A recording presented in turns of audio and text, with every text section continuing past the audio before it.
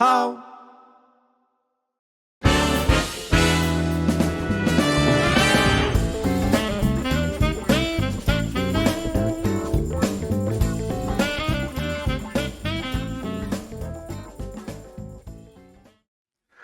Olá, começando mais um Cineclube Matinal, seu podcast de cinefilia. Sou o Roger Lerina, estou falando aqui do Estúdio Hall, em Porto Alegre, novamente dividindo a mesa, é um privilégio, é um prazer fazer isso, com meu amigo crítico de cinema, jornalista Marcelo Perrone. Salve, salve, Marcelo. Salve, Roger, salve, pessoal, tudo beleza? Beleza, nós estamos aqui a menos de na gravação, a menos de uma semana da entrega do Oscar, e nós vamos falar, obviamente, retomar, já vocês têm acompanhado aqui, nas últimas semanas, a gente volta e meia faz uma recapitulação a respeito das maiores, dos favoritismos, as indicações, a nossa torcida, claro, pelo Agente Secreto, e no final do programa a gente vai dar uma repassada aqui, o Marcelo deu uma olhada nas outras premiações que aconteceram nos últimos tempos, e deu uma mexida em alguns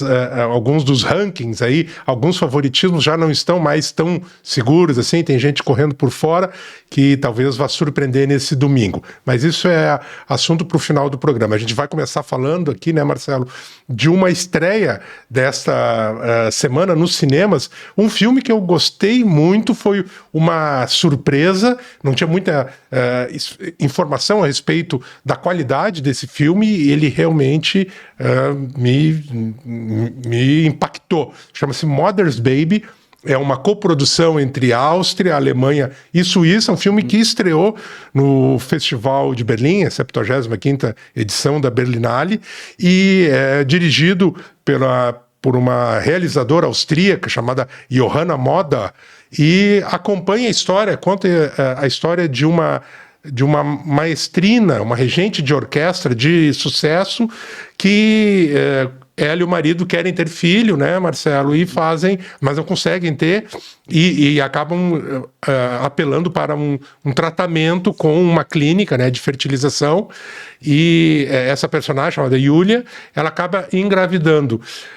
Nasce a criança, mas ela começa a desconfiar de que o bebê foi trocado na maternidade. Mas desde antes do nascimento, essa personagem ela tem uma relação, antes mesmo de engravidar, uma relação meio ambígua com a maternidade. Marcelo, eu quero que tu fale um pouco sobre esse filme, que se teve essa impressão tão impactante quanto eu tive. Sim, né, Roger, porque é um filme que começa com uma linha de drama familiar, uma pitada de suspense, e aos poucos essa virada para o suspense vai aumentando de uma forma que eu achei bem eficiente, assim. A gente comentou aqui já em programas passados sobre filmes que têm abordado essa questão da maternidade, da crise, da inadequação, como... Bom, se eu tivesse pernas, eu chutaria, né, da Mary Bronstein. Sim, o Morra Amor, com a Jennifer Lawrence, que são filmes, e outros tantos aí que vocês podem recapitular em programas passados, que tem esse tema da maternidade pelos mais diferentes vieses. E nesse, a personagem, como o Roger disse, ela tem uma relação depois com o bebê que se confunde, né, com aquela depressão pós-parto, a inadequação, a questão de ter que abandonar a carreira, que é uma carreira muito competitiva, e ver uma possível a concorrente dela assumir o lugar na orquestra. Então toda essa crise ela vai ambientando, só que aos poucos também ela vai mostrando uma coisa que é muito curiosa, assim, que é uma certa relação sádica com o bebê. A partir do momento que ela acha que aquele bebê tem alguma coisa estranha, ela começa a fazer alguns procedimentos, assim, não vou dar spoiler aqui. Ela começa a testar para ver se o bebê tem reações. E isso é de uma forma meio, para quem já teve um bebê, é uma forma muito agoniante, assim, né? E essa viagem dela começa a chamar a atenção das pessoas. Aí, pra gente não avançar muito assim no que acontece no filme, é muito interessante que ela começa a desconfiar, ela entra numa paranoia que aquele bebê ou tem algum problema, ou pode não ser o filho dela. Ela vai conversando com outras mães que foram atendidas por essa clínica, que tem um cientista, o médico lá, o ginecologista, que é meio desses celebridades, assim, que vendem tratamentos milagrosos, e aos poucos ela começa a desconfiar que tem algo errado e resolve também investigar por conta própria, assim. Aí as pessoas classificam ela como que ela tá paranoica, e aí a gente fica naquele lado, né? Será que ela tá mesmo? É viagem dela? Realmente ela foi vítima? E isso é interessante, é um filme que não dá para também falar muito, porque ele começa, assim, a partir do seu terço final, a ter algumas reviravoltas e surpresas que são bem interessantes, e vocês também, assim como nós aqui, vocês acho que certamente vão ficar impactados e interessados pelo que vem a seguir, assim. E é interessante, né, Marcelo, sem dar spoilers, que efetivamente o filme fica transitando, né, entre o drama, o suspense, o suspense até mesmo policial, a gente pode dizer assim, e também um filme de horror, num certo sentido. Ele tem, mas nada exatamente muito exagerado, ele não vai por esse lado, ele prefere apostar na dubiedade, na ambiguidade, o que eu acho um ótimo acerto, porque a gente fica o tempo inteiro no filme tentando entender o que de fato está acontecendo. Em alguns momentos a gente acha que a personagem, a protagonista, né, essa mulher, A Júlia. A Yulia, né? Ela tem razão no que ela. Nas suspeitas dela, e em outros momentos a gente acha que ela está efetivamente. Ela pode estar confundindo as coisas, porque ela pode estar sofrendo de uma depressão pós-parto, e essas questões que o Marcelo lembrou aí, da relação dela com a carreira muito competitiva, também acabam atrapalhando, se interpondo a que ela faça uma conexão com aquele bebê, com a própria questão da maternidade. E eu só queria destacar, né, Marcelo, que a gente comentou antes de começar aqui a gravação, de como é boa essa atriz que vive essa personagem, chama-se Marie Leuenberger. Ela é uma atriz alemã e ela está muito bem nesse filme. A gente já viu ela aqui no Brasil num filme muito curioso chamado Mulheres Divinas. É um filme de época, um filme suíço também, que é muito interessante. Se passa em 1971, as mulheres na Suíça. A gente tem a ideia, né? A Suíça é um país tão desenvolvido, né? E tão com uma sociedade tão próspera, e tem algumas coisas que parece que não casam muito, que é o caso que na Suíça, em 1971, começo dos anos 70, as mulheres ainda não tinham direito ao voto.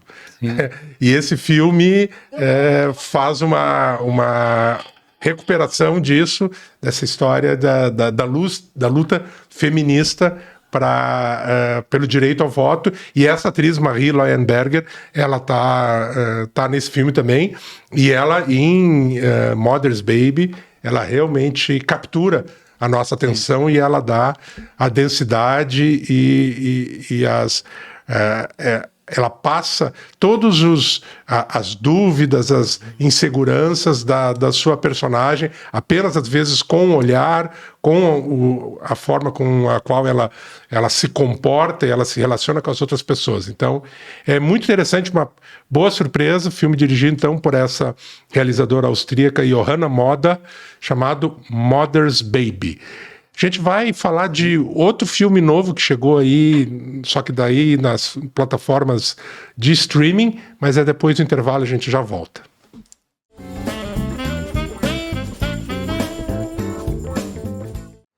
Olá, a gente está de volta no Cineclube Matinal e agora nós vamos falar de um filme argentino que chegou recentemente à plataforma Netflix.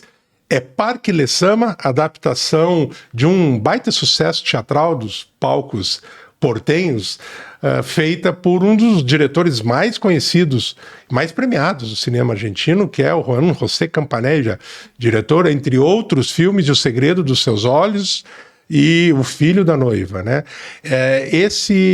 Essa adaptação ambientada nesse parque, que é bastante conhecido, um parque de Buenos Aires, chamado Parque Lezama, que dá título ao filme, e em português, né? E é protagonizado por dois dos grandes atores, não apenas do cinema, mas também do teatro e da televisão da Argentina, dois veteranos, que é o Luiz Brandoni e o Eduardo Blanco, e eles interpretam dois senhores, já idosos octogenários, que se encontram cotidianamente nesse parque, dividindo a contragosto de um deles, do personagem Antônio Cardoso, né, vivido pelo Eduardo Blanco, dividem um banco de praça e contam histórias a respeito de suas vidas, e acaba acontecendo uma série de eventos que se atravessam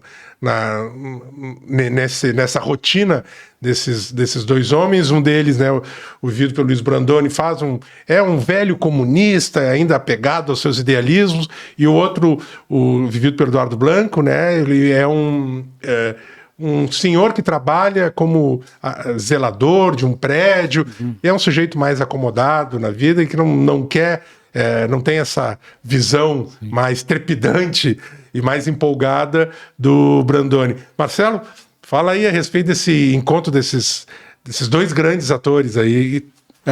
Como tu falou, Roger, o destaque, assim, juntando... Quando eu vi que tinha... É um filme que é uma produção da Netflix, né? Então ela não foi pro cinema, foi direto para, pelo menos aqui no Brasil, veio direto pra plataforma. Estreou faz poucos dias. Quando assim, o João José Campanella, o Eduardo Blanco, o Luiz Brandoni, que são os grandes nomes ali ao lado de Ricardo Darín e outros do cinema argentino contemporâneo. Ambos são conhecidos pelos trabalhos anteriores do Campanella, que além do Segredo dos Seus Olhos e O Filho da Noiva tem o Clube de Avejaneda, que é o Clube da Lua, aqui em português, aqui, que o Eduardo Blanco, ele sempre faz aquele papel do melhor amigo do protagonista, melhor amigo do Ricardo Darín, geralmente, assim. E o Brandoni sempre é o veterano da turma, assim. Então, a expectativa era muito grande, só que eu achei, Roger, que o filme ele ficou muito preso à matriz teatral dele, assim, né? Mesmo se passando numa praça, ao ar livre, toda a marcação, as situações, os enquadramentos, assim, é como se ele estivesse filmando no palco, assim. E isso acho que me deixou um pouco engessado o filme, que também, além desse sucesso lá dos teatros argentinos, a origem da peça é uma peça americana da Broadway, premiada com Tony, tudo dos anos 80, de 85 a peça, que o Campanella em algum momento resolveu adaptar. Em 2013 estreou em Buenos Aires e ficou até pouco tempo, ficou mais de 10 anos em cartaz ininterrupto, assim, protagonizado pelos dois atores. Pelos dois, né? Foram mais de 1.100 apresentações. Sim. Então vocês imaginam o culturamento que eles já tinham, né, Marcelo? Sim, um grande sucesso. Então eu acho assim, eles estão muito à vontade, bem. Eu acho que o envelhecimento principalmente a maquiagem do Eduardo Blanco tá meio forçada, assim, porque eles têm uma diferença, os dois vivem octogenários, mas o octogenário de fato é só o Brandoni. Eu até fui ver a idade deles aqui, o Brandoni tem 86 e o Eduardo Blanco tem 68, é uma diferença bem grande para eles parecerem ter a mesma idade no filme, né? E ele ficou mais caricato, assim, os movimentos da maquiagem, assim, eu não gostei muito dele. E é curioso, Roger, porque o Campanella é um diretor que surgiu, assim, com aquele boom do cinema argentino lá do início dos anos 2000, com O Filho da Noiva, depois veio a ganhar Oscar com O Segredo dos Seus Olhos, mas depois ele voltou muito para fazer produções para TV, ele fez muito seriado americano, assim, e os longas recentes dele não foram tão bem sucedidos. O anterior a esse, que também tem o Brandoni no elenco, eu achei bem legal, assim, que é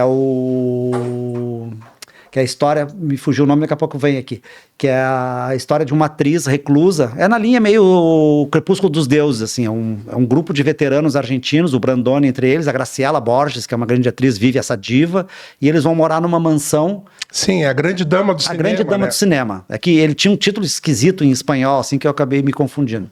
Que aí eles vivem lá, o Oscar Martínez também Sim, que é outro grande ator. Que está junto com essa turma. Então, um baita elenco. E é um filme muito divertido, muito interessante, porque é esses grandes nomes, assim, que já tiveram esses brilhos. É muito focado mesmo no Crepúsculo dos Deuses, assim, porque essa diva espera voltar aos palcos e aí eles são depois acossados lá por uns corretores de imóveis jovens que querem dar o golpe nos velhinhos. Mas daí o Campanella tá nessa, assim, fez alguns algum outro filme assim, fez muitos seriados também sem maior repercussão nos Estados Unidos, na Argentina ele tentou emplacar umas séries também que não, pelo menos aqui no Brasil não tiveram maior repercussão, e a expectativa agora, que é considerada grande produção argentina dos próximos tempos, que é a Mafalda, que ele tá produzindo uma versão em animação, até se sabe pouco, pesquisei, assim, não tem muita coisa divulgada, que é tratado como um projeto para 2027, mas já tem um teaser, assim, com a foto da Mafalda rodando, que é considerado, assim, é baseado nos quadrinhos do Quino mesmo, e tá uma grande expectativa, assim, porque é um patrimônio argentino a Mafalda, né, na mão do Campanella, que já tem experiências com animação, vamos ver se vai rodar. Mas esse o Parque Lenzama, que como o Roger disse, é um parque muito conhecido em Buenos Aires, lá principalmente quem conhece a Feira de San Telmo, lá no final da Feira de San Telmo tem uns parques em direção lá, a La Boca lá, e esse parque é um parque muito bonito, tem um anfiteatro, é um parque bem legal. E o filme tem aquela coisa, né, Roger, o agridoce, que é aquela coisa do argentino, assim, essas memórias dos velhinhos contando histórias, mas eu acho que ficou devendo, assim, é prazeroso de ver, mas eu acho que pelos nomes reunidos pelo diretor, ele cansa um pouco, principalmente por esse tributo, essa reverência extrema ao palco, ao teatro, à marcação cênica, toda ela é muito teatral o filme. Assim, ele é muito, muito teatral mesmo, e tem isso mesmo que tu disseste, que no final das contas, né, Marcelo, já é quase, em alguns casos, é um cacuete, quase uma fórmula, esse tom doce, amargo, agridoce, né, de um certo cinema argentino que tem drama, faz rir, faz chorar, e que faz uma radiografia muito acurada de uma certa classe média portenha, e que, na verdade, é meio que uma constante, especialmente nos filmes desse diretor, do Campanella. Mas, assim, é uma diversão, são, né, 2 horas que passam de uma forma prazerosa, muito por conta de ver esses 2 ótimos atores implicando-se, né? Claro que eles têm uma relação de proximidade e de afastamento, né? Porque são personalidades muito distintas, então eles estão toda hora um implicando com o outro, entrando, se bicando, e aí a gente tem esse grande ator que é o Eduardo Blanco, que já participou de muitos filmes do Campanella, como O Clube da Lua, né? O Mesmo Sol, A Mesma Chuva, todos esses filmes com Darín, né? O Filho da Noiva, que também é com Darín, e o Luiz... Brandoni. O Brandoni, me escapou o nome dele. O Luiz Brandoni, que também é um baita ator e que a gente já comentou a respeito dele aqui numa série que é o Faz Nada, né? Faz Nada. Que ele interpreta aquele colunista, crítico de gastronomia, meio dandy, meio pedante, argentino, um pouco decadente, e que é uma série deliciosa, que a gente recomenda muito, que é o Faz Nada. Então, só ver esses 2 atores interagindo já vale assistir a Parque Lezama. Exatamente. Eu tentei ver a peça quando eu estive em Buenos Aires uma vez, e era um desespero, assim, não tinha ingresso, cambista cobrando fortunas, era tipo fenômeno como as peças aqui no Brasil do Paulo Gustavo, aquelas coisas assim que todo mundo tem que ver, todo mundo quer ver, é muito... Até que demorou para virar filme. Assim, e é curioso que demorou tanto porque o Campanella, o diretor, o roteirista, ele comprou um teatro, né, o Politeama. E ele era o diretor do espetáculo, ele era o diretor do espetáculo, ficou anos, quer dizer, ele poderia talvez já ter levado antes para a tela, né, essa história, mas tudo bem, fez agora, e tá aí uma dica aí para passar um par de horas aí se divertindo, vendo a maestria de 2 grandes atores argentinos com aquele humor ácido, né, que também é característico de alguns filmes deles, especialmente os filmes do Campanella. Bem, a gente vai para o intervalo e na volta vamos dar aquele recorrido no Oscar, porque domingo já temos a premiação. Já voltamos.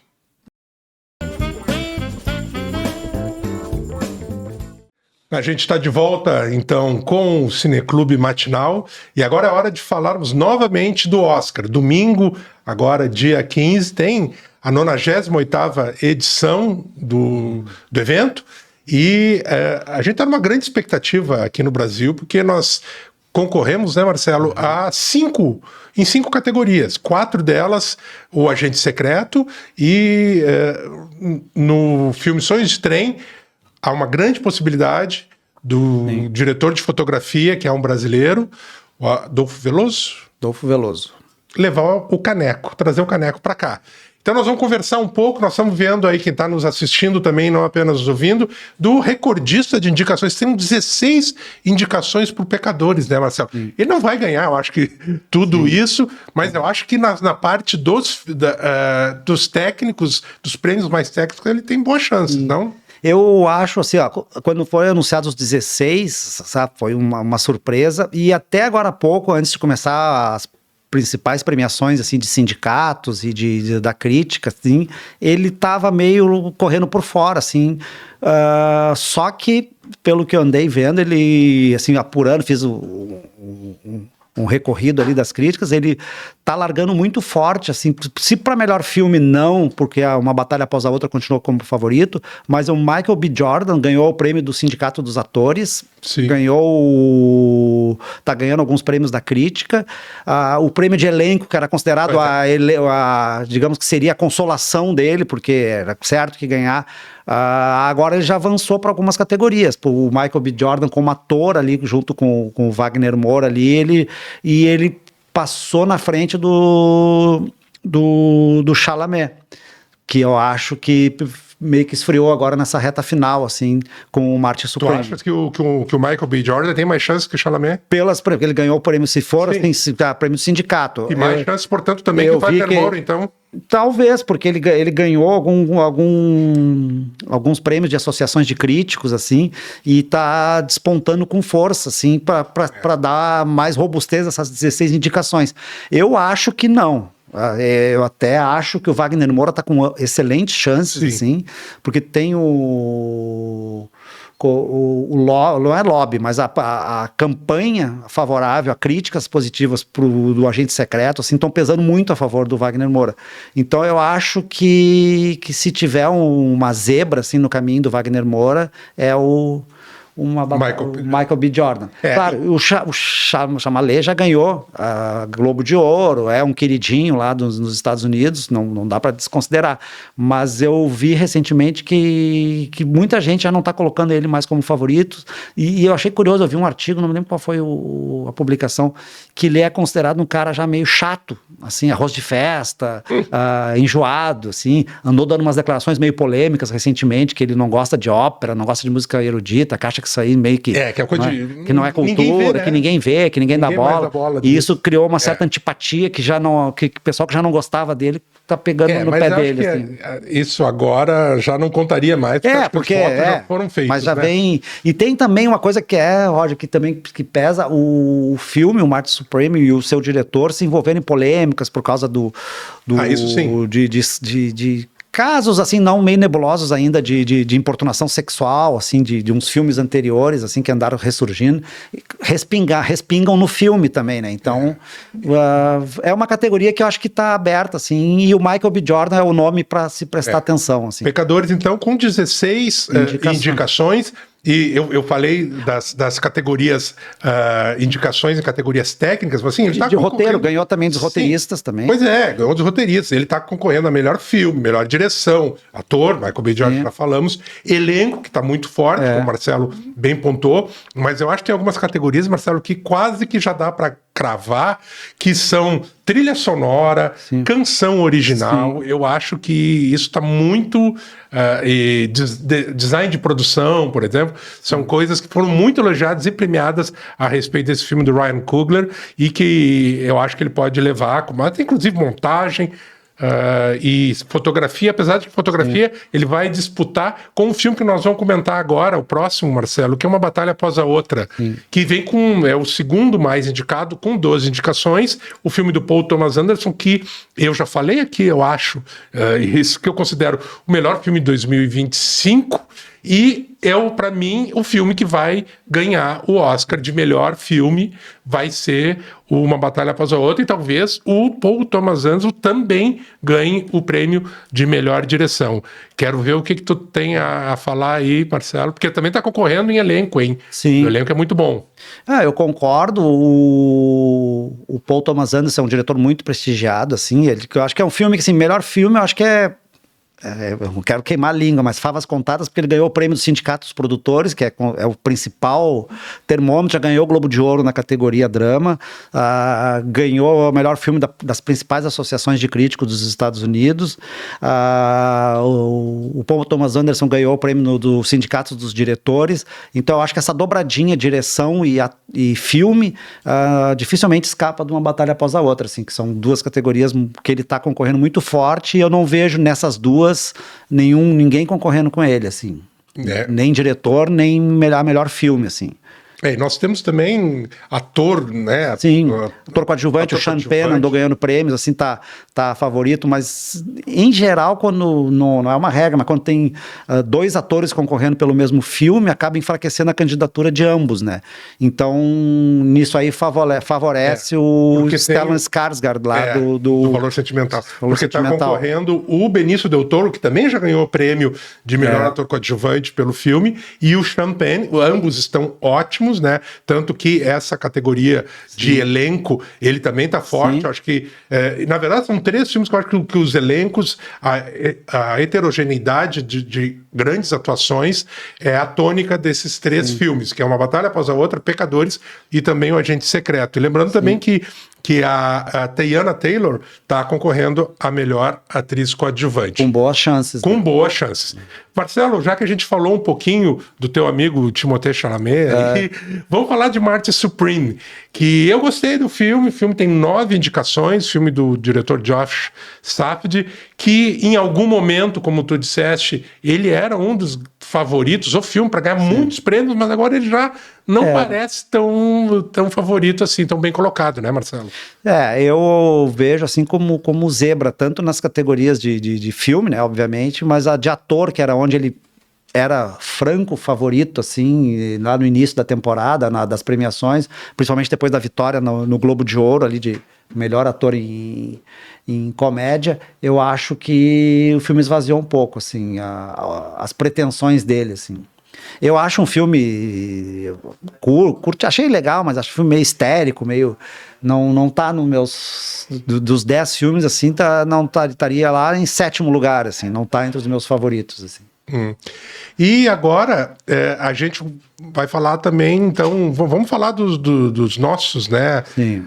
Das nossas indicações aí. Vamos pro Agente Secreto. O Agente Secreto está com 4 indicações e com boas chances de emplacar. Olha, Marcelo, eu acho que pelo menos uns 2 dessas categorias que o Agente Secreto está concorrendo, ele tem realmente muitas chances. Está concorrendo a melhor filme geral, melhor filme internacional, melhor ator Wagner Moura, e essa nova categoria que é a de melhor elenco. Na verdade, eu acho que o Agente Secreto tem categoria, tem qualidades para ganhar nessas quatro categorias. Mas, sendo, né, mais realista, eu acho que eu apostava muito no Wagner Moura, já estou achando que está bem difícil, que eu acho que o Timothée Chalamet ainda tem algum favoritismo ali pelo Marty Supreme.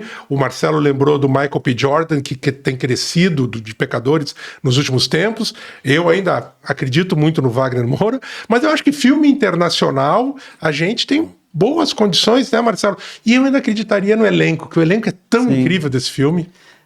Mas uma coisa que é muito interessante que a gente que está acompanhando assim é o corpo a corpo do Agente Secreto nos Estados Unidos e a excelente receptividade que o filme alcançou.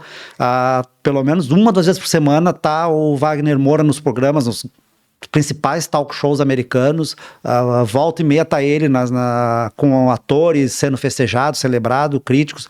Pelo menos 2 periódicos, o New York Times e o Guardian, lá, o britânico, disseram que o Agente Secreto mereceria o Oscar de melhor filme, não de filme internacional. Então, a presença do Kleber Mendonça e do Wagner estão percorrendo todos os grandes eventos de cinema da Europa e dos Estados Unidos, estão sempre presentes, e o filme só cresceu. Eles fizeram um esquema de lançamento internacional muito bem calibrado, assim, para essa época do Oscar. Então, o filme está na mídia americana, está na mídia europeia, está estreando nos principais circuitos da Europa e dos Estados Unidos. Então, eu acho que o filme chega muito forte. Obviamente, na categoria que a gente espera, né, que é o filme internacional, mas eu não acharia, assim, fora do quadro total, o Wagner Moura beliscar o melhor ator, assim. Não acho, porque não acho, não. Ele é um cara, como quem vota na academia, é um elenco, são votantes internacionais.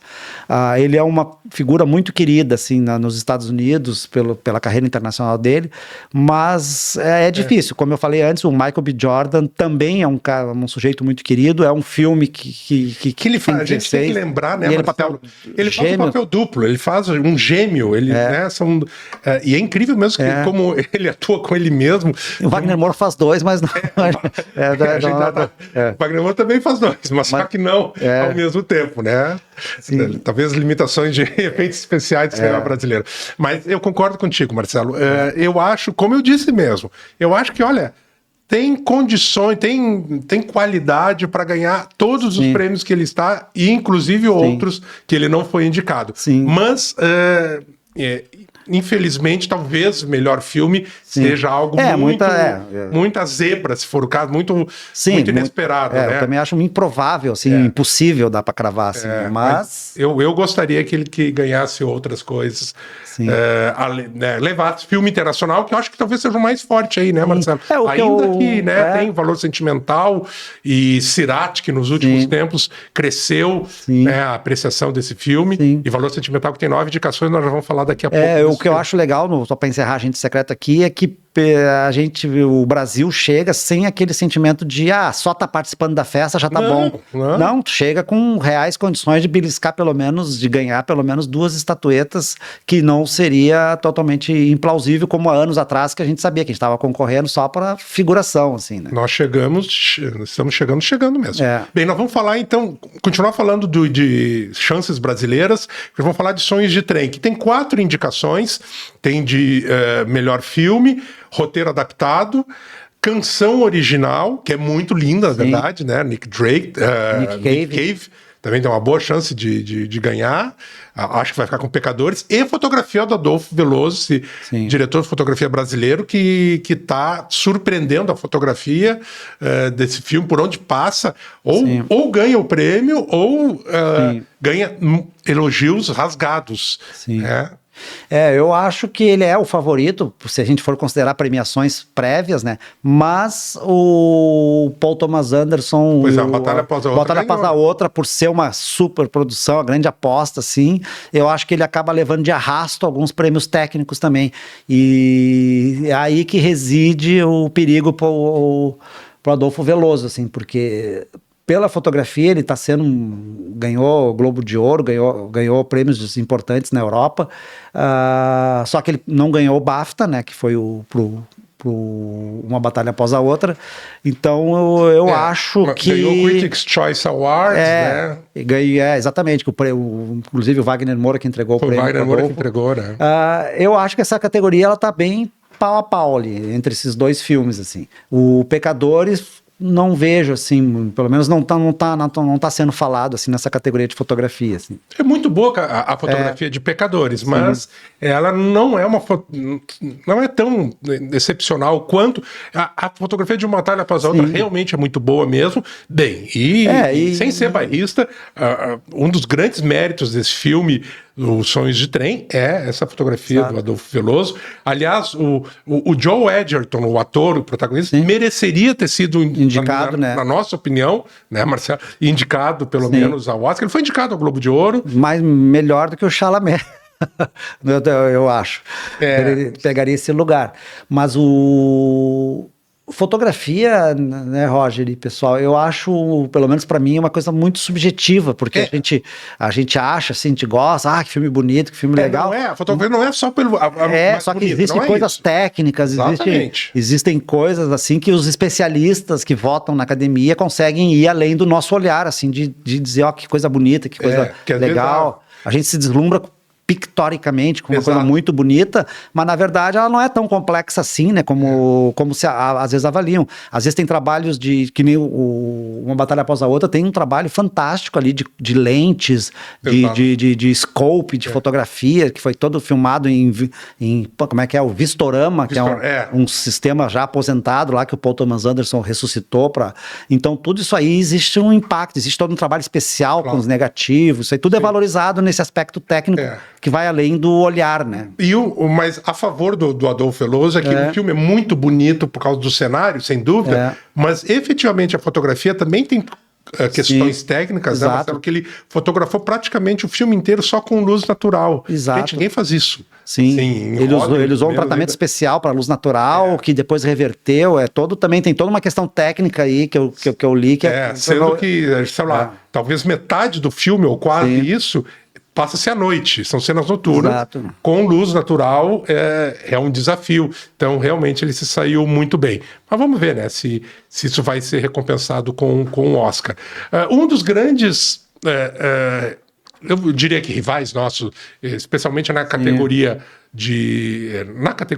especialmente na categoria de melhor filme internacional, é Valor Sentimental, esse filme norueguês do Joachim Trier, que tem 9 indicações também, e é algo bastante inusual, um filme não falado em inglês, uma produção, né? Até tem partes faladas em inglês, na verdade, né? Mas é uma produção que não é hollywoodiana, não é francófona, francófona não, anglófona, ganhar tantas indicações assim, né? E tem muito boas chances, especialmente para ator coadjuvante, né?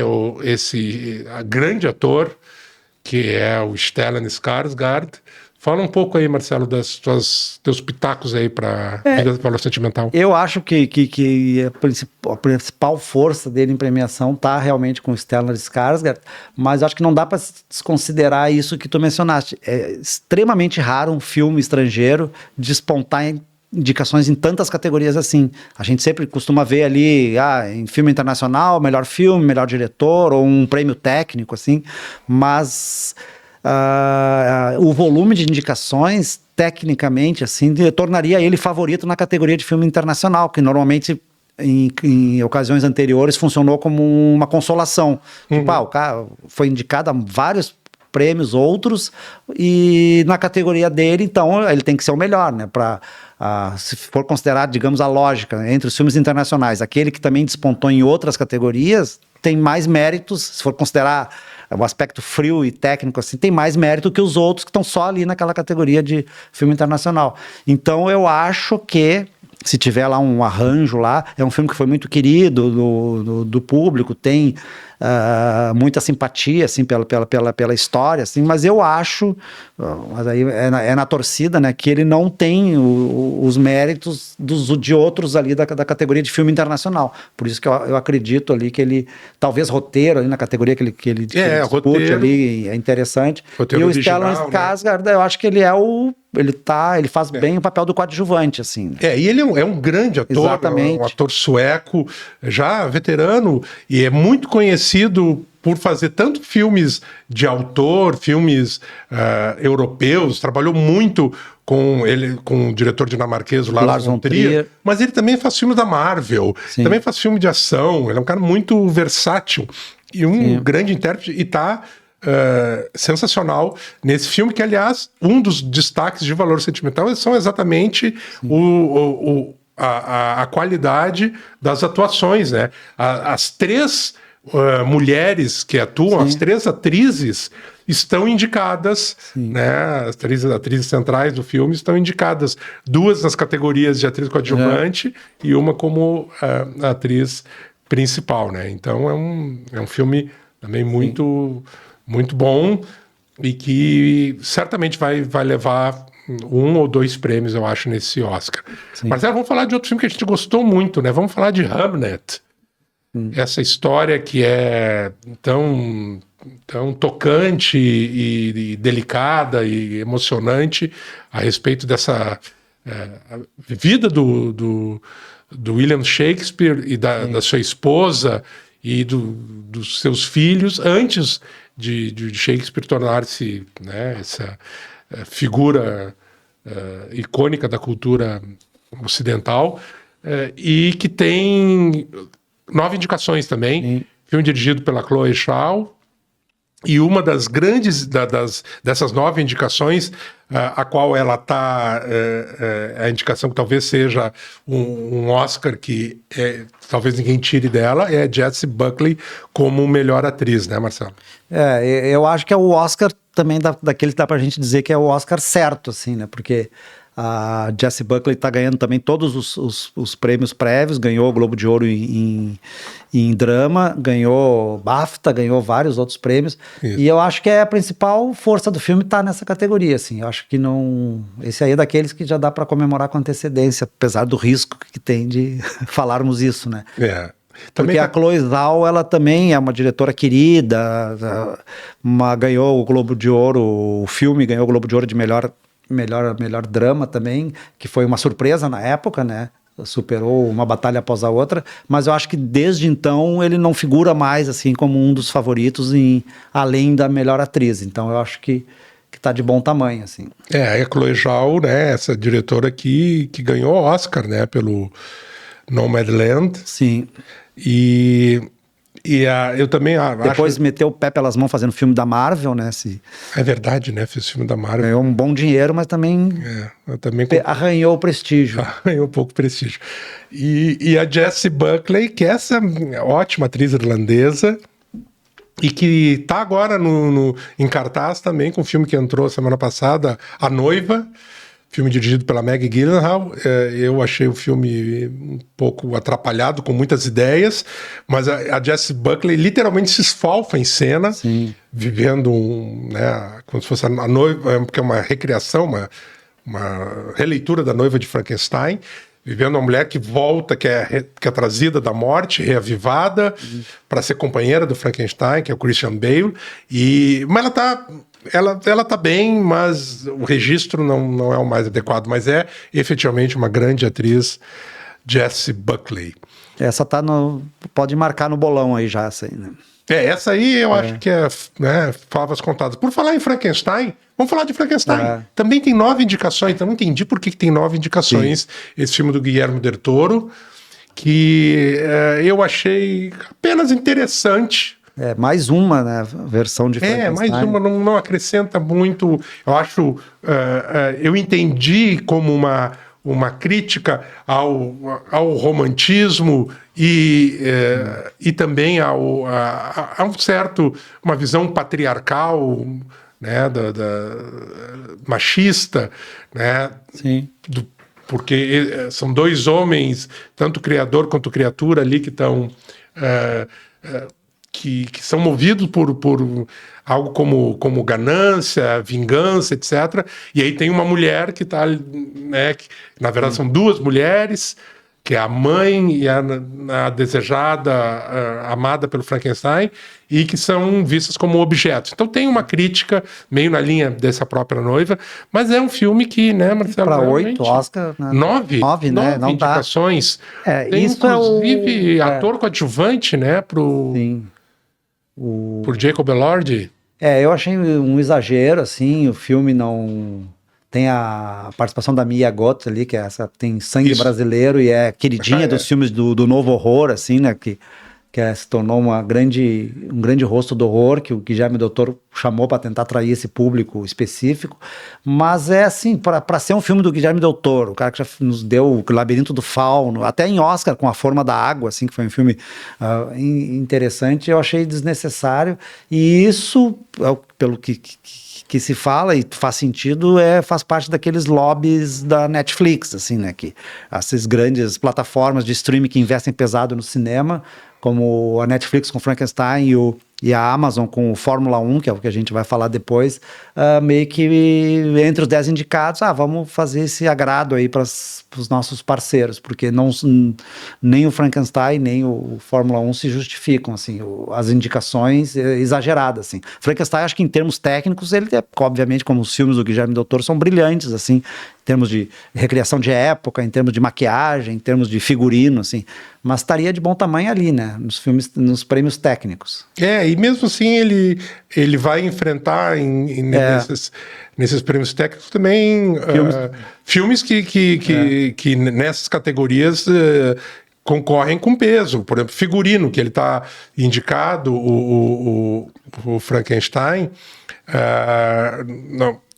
e design de produção, por exemplo, ele vai concorrer com Pecadores, Sim. Que é muito bom também, né, nessas categorias. Então, talvez maquiagem, cabelo, né? Fotografia que vai concorrer com os Sonhos de Trem, com Uma Batalha Após a Outra. Também é muito boa fotografia, mas acho que não é para tanto. Vou falar de um filme que a gente gostou também bastante, né, Marcelo? Tem 4 indicações, que é Bugônia, desse diretor grego esquisitão, mas que a gente gosta em geral dos filmes dele, que é o Yorgos Lanthimos, novamente com Emma Stone. Sim. E concorrendo também ao Oscar de melhor atriz. Concorre ainda a melhor filme, roteiro adaptado e também trilha sonora. Tu acha que pega alguma coisa esse filme, Marcelo? Eu acho que não. Teria como pegar se concorresse com o Jesse Plemons, a melhor ator, porque eu achei que o trabalho dele muito, muito bom, assim, e não seria injusto ele estar indicado a melhor ator, assim. A Emma Stone tá ótima, como sempre nos filmes dele, mas não é, eu gostei bastante do filme, é um remake de um filme sul-coreano, mas tá longe assim do Pobres Criaturas ou dos filmes mais conhecidos, a própria Favorita, que também tinha a Emma Stone, ou do Dentes Caninos, que é o filme que revelou ele, assim, é um filme bacana, mas também não, que eu achei muito legal, mas eu acho que as indicações já é um reconhecimento. Já é um reconhecimento. Reconhecimento, né? assim, tipo, vamos ver esse filme indicado ao Oscar. Porque ele trata de uma questão muito interessante, né, Roger, que é essa questão dessas paranoias contemporâneas, assim, das pessoas que acreditam em tudo que leem na internet. O filme, ele envereda por esse lado, assim, do fantástico, assim, mas muito com o pé na realidade dessa loucura contemporânea que a gente vive, assim, desses delírios, tipo, tá na internet, é verdade, vamos atrás. Só que tem umas pegadinhas dentro do filme. Teorias de conspiração, fake news, mas o filme dá uma volta bem interessante em cima disso. É interessante. E o Jesse Plemons realmente foi indicado ao Globo de Ouro, né? De musical ou comédia, no Globo de Ouro, a gente já falou que eles dividem drama e uma categoria, os outros é musical ou comédia, e eu acho que ele mereceria pelo menos uma indicação. Com certeza, seria a indicação mais justa do filme, assim, que eu acho, no Oscar muito pela força do Yorgos Lanthimos nos últimos anos, né, com esses filmes que foram premiados, como A Favorita, e a própria Pobres Criaturas. E para encerrar aqui os nossos 10 indicados, né? Os 10 principais indicados ao Oscar. A gente tem, nos últimos anos, a gente já comentou isso aqui, né? O melhor filme são 10 títulos, chegam à finalíssima do Oscar. A gente falou de todos aqui e vamos falar do que pegou carona, literalmente, que é o F1, o filme. Ele tá de carona, né? Ele é um pangaré, apesar de ser um carro de Fórmula 1, perto de qualquer um desses outros, até do Frankenstein. Eu realmente não entendi, Marcelo, como esse filme... tudo bem, ele está concorrendo a som, montagem e efeitos visuais, são categorias técnicas, mas ele estar concorrendo a melhor filme não tem explicação, é o que tu disseste. Talvez lobby de grande produtora. Sim, né?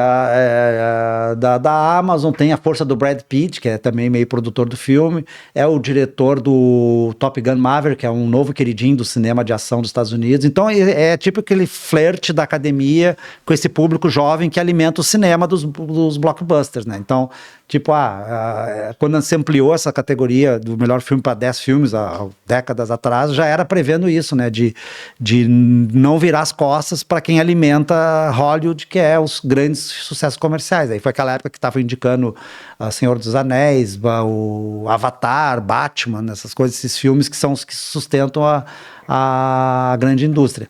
Mas, considerando até a Fórmula 1, a gente viu anos atrás aquele Rush, que era um filme de Fórmula 1 baseado na rivalidade do James Hunt e do Nick Lauda, que era sensacional, gostei muito do filme, assim, e é um filme que passou meio batido, assim, claro, fora quem gosta de Fórmula 1 e de esportes reverencia o filme até hoje, mas é muito superior a esse Fórmula 1, que é um filme muito baseado, assim, naquela questão do veterano contra o jovem, muito efeito especial, que tu vê computação gráfica. É um filme que a gente já viu 300 vezes, adaptado para até o próprio Top Gun. Eu ia dizer, né, que até esse mesmo diretor já fez esse filme, só que com avião, né, mais ou menos. Mas mais ou menos.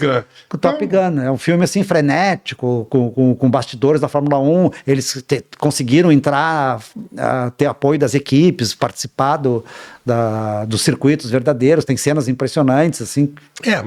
Mas assim, é um filme que tu termina a sessão, baixa a rotação ali dos motores e tu esquece logo, assim. Mas é isso, gente. Então, nós demos uma nossa repassada, uma atualizada dos nossos pitacos aí a respeito dos principais indicados ao Oscar. Lembrando que nesse domingo, dia 15 de março, teremos então a 98ª cerimônia de entrega aí da estatueta dourada mais cobiçada do cinema. E na semana que vem, logo no comecinho da semana, a gente vai colocar um episódio novo aqui do nosso podcast Cineclube Matinal, comentando os ganhadores, né? Sim, vai ser uma edição extra especial. Extra especial e, se tudo der certo, comemorando, soltando foguetes aqui, para celebrar as vitórias do Brasil no Oscar, ou então vamos fazer uma lamentação, mas eu acho que o tom vai ser de alegria. Eu tô com uma boa intuição, Marcelo, de que a gente vai levar alguns troféus aí dessa vez. Então vocês estão acostumados a escutar a gente na quinta, né? O episódio novo na quinta, semana que vem vai ser na própria segunda, a partir tudo indica que na própria segunda-feira, já no comecinho da tarde ali já vai estar no ar. Vocês já vão poder ver e dizer, poxa, os caras tinham razão, eles disseram as coisas que realmente aconteceram, ou dizer, não, como eles só dão palpite furado porque ganhou outros. Então, é o risco que a gente corre quando a gente fala de premiações antecipadamente, porque, afinal, os júris, né, têm as suas próprias cabeças e suas lógicas que às vezes a gente não consegue antecipar. Mas não importa, o que a gente está torcendo é para que o Brasil, merecidamente, não é ufanismo, apenas bairrismo, leve os prêmios que a gente acha que ele merece. É isso, Marcelo? É isso aí, Roger. Então tá. Esse foi o podcast do Cineclube Matinal, que é uma produção da Matinal, parceria com o Sindicato dos Bancários de Porto Alegre e região e também com o Cine Bancários. O programa é gravado em Porto Alegre no Estúdio Hall. Tem roteiro e apresentação, Roger Lerira, Marcelo Perrone. Produção é da Luísa Kiefer, Felipe Speck e Laís Escher. Na técnica, já mereceu um Oscar, Diego Dornelles. E a gente faz o convite para que você siga o perfil do Cineclube Matinal no Spotify e também na Apple Podcast. Toda quinta-feira tem episódio novo, mas lembrando que semana que vem, segunda, a gente já deve estar no ar com um episódio especial comentando os premiados do Oscar do domingo à noite. Então, nos vemos na semana que vem, no comecinho, com o Oscar aí de novo na nossa pauta. É isso, Marcelo? Isso aí, Roger, isso aí, pessoal. Até segunda. Tchau.